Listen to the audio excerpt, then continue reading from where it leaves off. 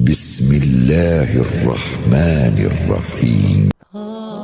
التکویر نام پہلی ہی آیت کے لفظ کبرت سے ماخوذ ہے۔ کبرت تکبیر سے صیغہ ماضی مجہول ہے جس کے معنی ہے لپیٹی گئی۔ اس نام سے مراد یہ ہے کہ وہ صورت جس میں لپیٹنے کا ذکر آیا ہے۔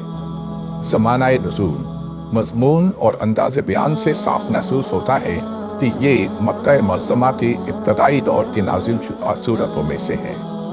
موضوع اور مضمون اس کے دو موضوع ہیں، ایک آخرت، دوسرے رسالت۔ پہلی 6 آیتوں میں قیامت کے پہلے مرحلے کا ذکر کیا گیا ہے، جب سورج بے نور ہو جائے گا، ستارے بکھر جائیں گے، پہاڑ زمین سے اکھڑ کر اڑنے لگیں گے، لوگوں کو اپنی عزیز ترین چیزوں تک کا ہوش نہ رہے گا، جنگلوں کے جانور بدحواس ہو کر اکٹھے ہو جائیں گے اور سمندر پھڑک اٹھیں گے۔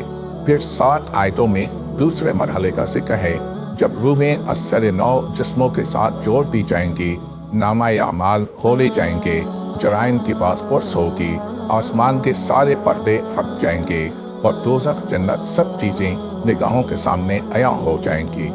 آخرت کا یہ سارا نقشہ کھینچنے کے بعد یہ کہہ کر انسان کو سوچنے کے لیے چھوڑ دیا گیا ہے کہ اس وقت ہر شخص کو خود ہی معلوم ہو جائے گا کہ وہ کیا لے کر آیا ہے۔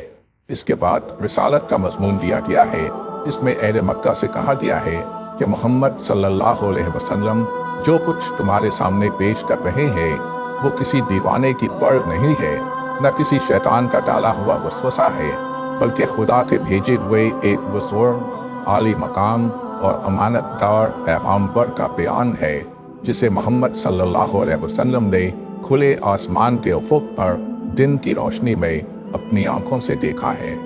اس تعلیم سے منہ موڑ کر آخر تم کدھر چلے جا رہے ہو؟